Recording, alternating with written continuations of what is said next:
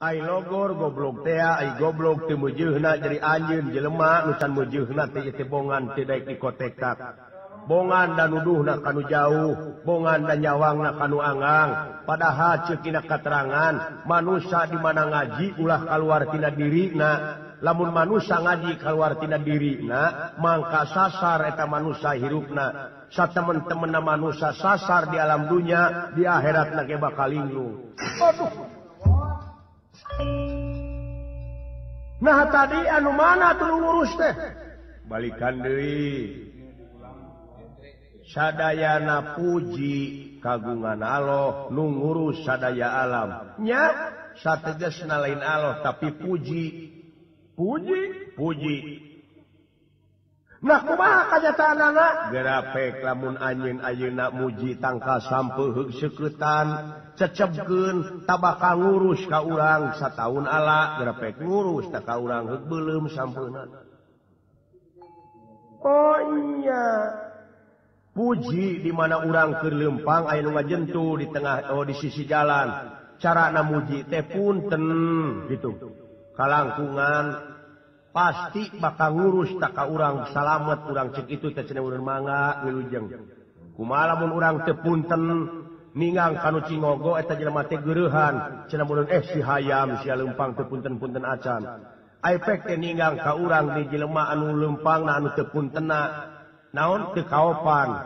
Ngomong naon cenah urang sia teh teh deur we pasea ta eta ngaruksak sadaya alam teh. Aduh. Jadi puji nu ngurus sadaya alam teh gerapek puji sesama makhluk. Kitu geuning.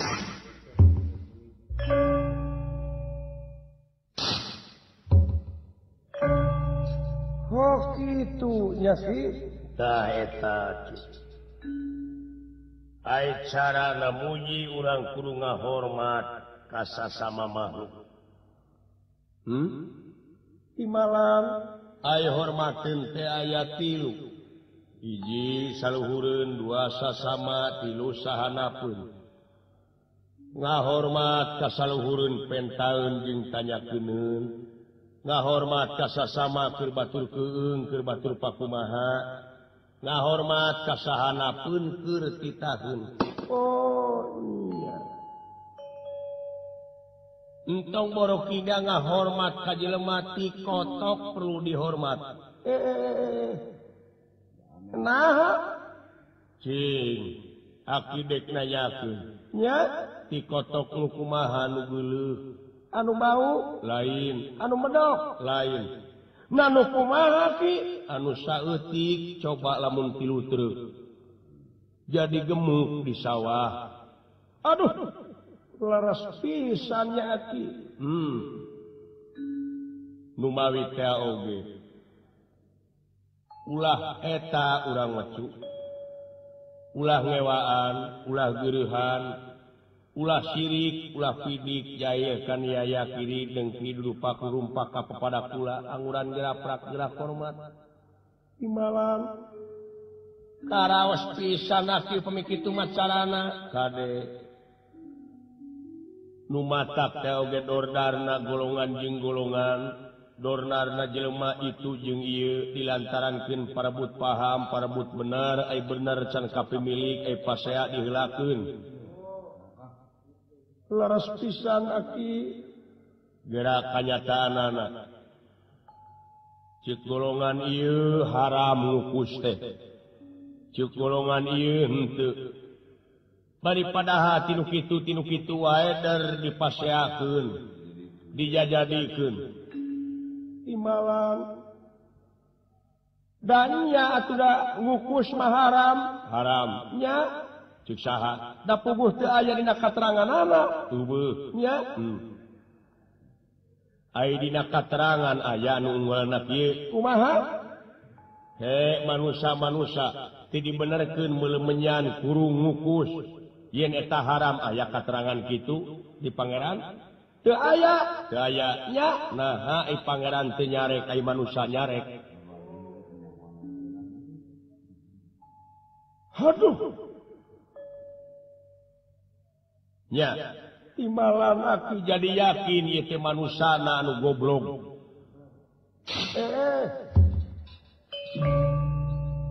Nah goblok teh laras atuh kumaha kitu masarana ai goblok glogor teh anu tadi disebutkeun teu meujeuna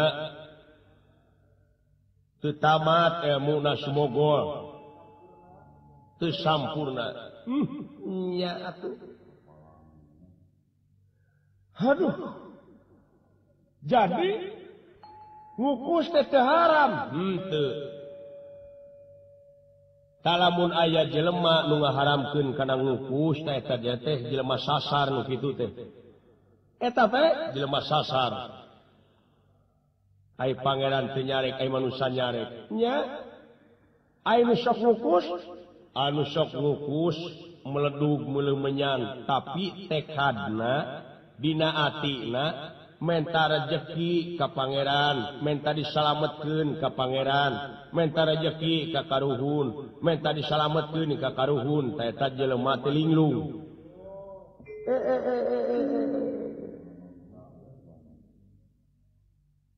nah anu ngukus disebut linglung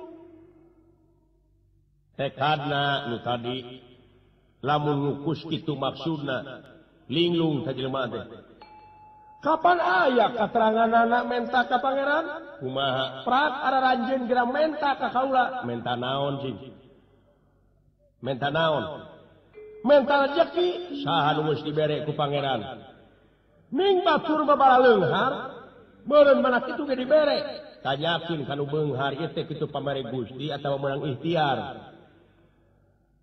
lamun cenah meureun nya dibere tanyakeun sadade kumaha kitu pananganana pangeran teh sabab ai hukumna dibere teh hiji nu mikeun dua nu nampanan tilu barangna jadi hukumna kudu kasaksi sabab kanyataanana geuning urang dubrag kadunya teh teu mawa naon-naon cing ai anjeun jeung sampeu kadunya heula mana kaula jeung sampeu nya heula sampeu nya yakin nya atunaha menta di ka pangeran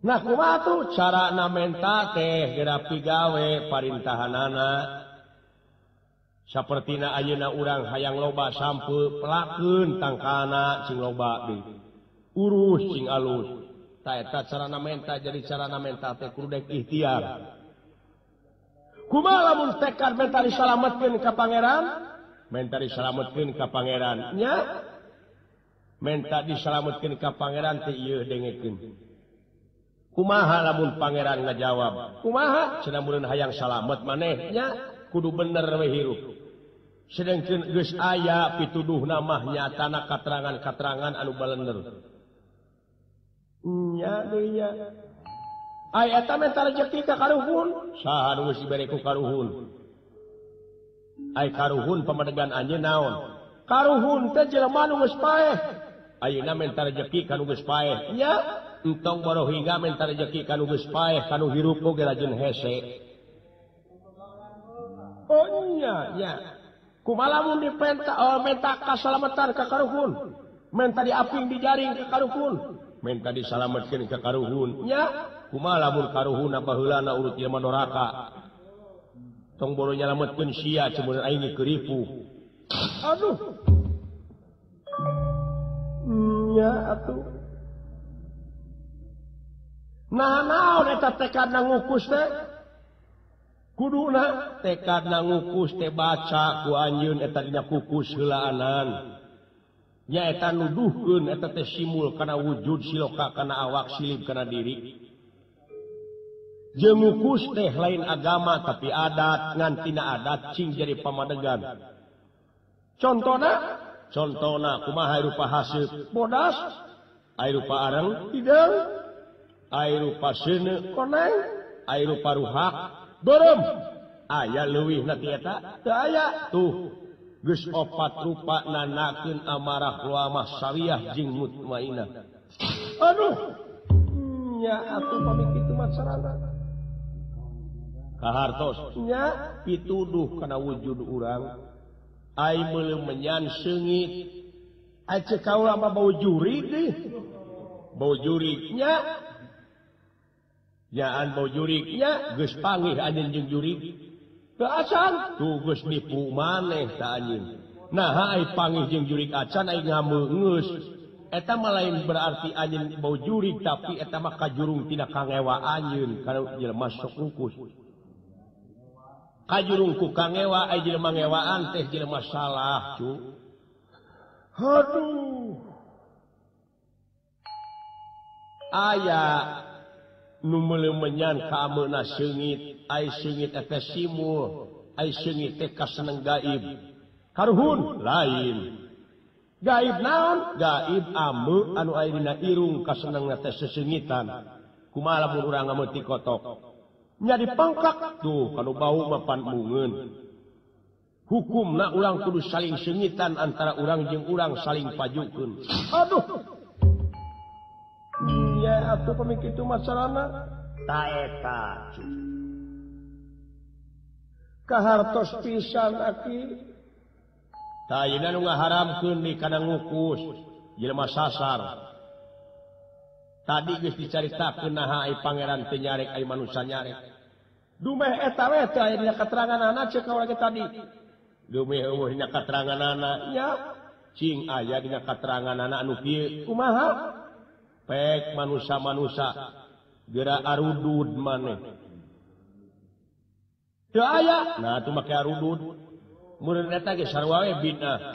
Geus tong udud-udud acan, geus tong di baju-baju acan lamun jelema nu bakal ngewa. Nya atuh. Aduh. Kahartos aki. Jadi urang iman teh percaya di mana geus nyaho. Ai ngukus teh adat tatari karuhun. Karuhun urang baheulana neuneun simul dina kukus supaya dibaca ku urang. Da anu penting mah cu, anu sok ngukus wae neruskeun tapak laca karuhunkeun bae da moalna naon da hubungan ka itu mah. Ngan hubungan sok teh keur bacaeun anjeun kana diri anjeun sorangan.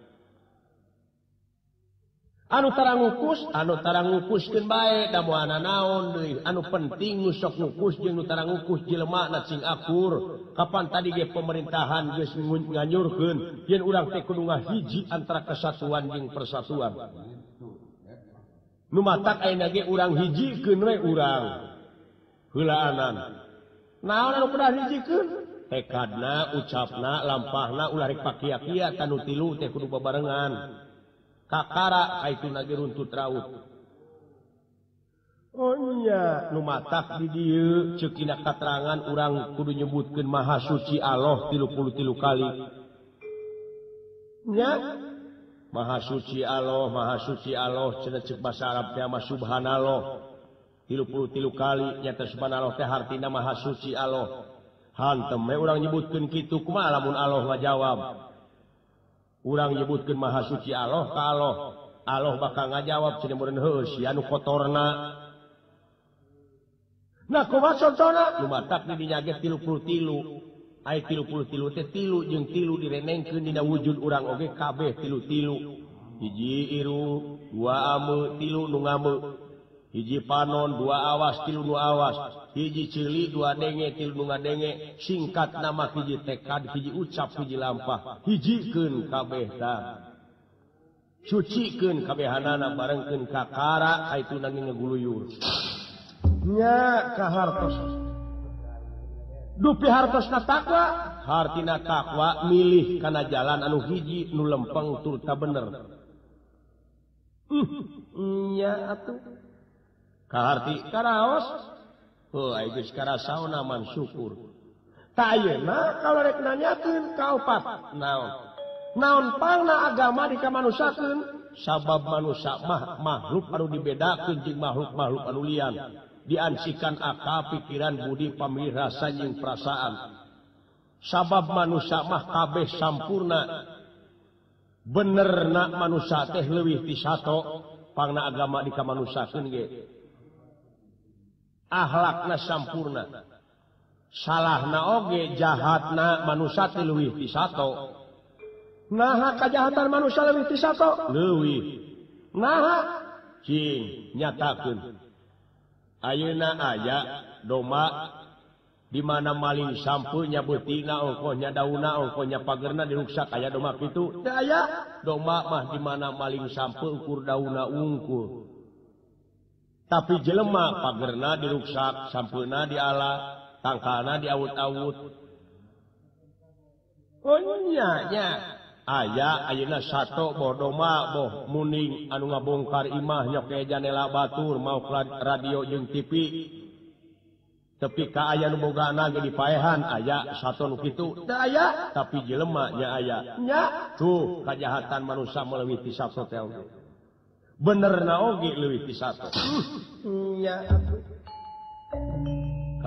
kahartos pisan aki memang eta anu ku kaula dipilarian nu mata kula sasar cu ulah linglung tepi no damel aki kaula teh berat nyuhun berat nanggung berat narimakeun anak kana nu pika kadeudeus ka cinta kaula kasih parantos nyangan hate kaula anu keur poekeun anu penting mah heulaanan talungtik diri ti kiwari kotektak awak ti ayeuna sahubungan jeung kateranganana lamun manusia geus apa ka dirina pasti manusia teh bakal nyaho ka Gustina lamun manusia geus apa ka Gustina pasti eta manusia teh bakal boga rasa bodoh hirupna lain bodoh teh bisa maca jeung nulis tapi bodohna teh teu umaku teu umaing teu jumago teu guminter teu boga rasa ieu aing uyah kidul salilana sumerah jeung pasrah nya cing kaula rek nanyakeun sumerah jeung pasrah kudu ka saha nya kudu ka pangeran nya pangeran teh nu kagungan nya nak mah nya ayeuna masrahkeun kana kagunganana nah kudu ka saha tuh cing kapan itu mah pangna geus dibikeun ge ka urang geus teu butuheun nah kudu ka saha kudu kana hukum mantena oh iya sumerah jeung pasrah teh kana hukum mantena urang teh ayeuna urang sumerah jeung pasrah ka pangeran kumaha lamun pangeran ngajawab cenah meureun maneh teh entong boro dina sumerahna da dina henteuna ge nu aing jadi yakin atuh kana hukumna aduh yakin maha panita haula dina resani bade ngaku guru lahir batin ka saira nuhun clear barang saweg ayat dina obrolan sapratanepun Sang Hyang Dewa Brata Gatot Kaca kairing Astra Jingga Dawala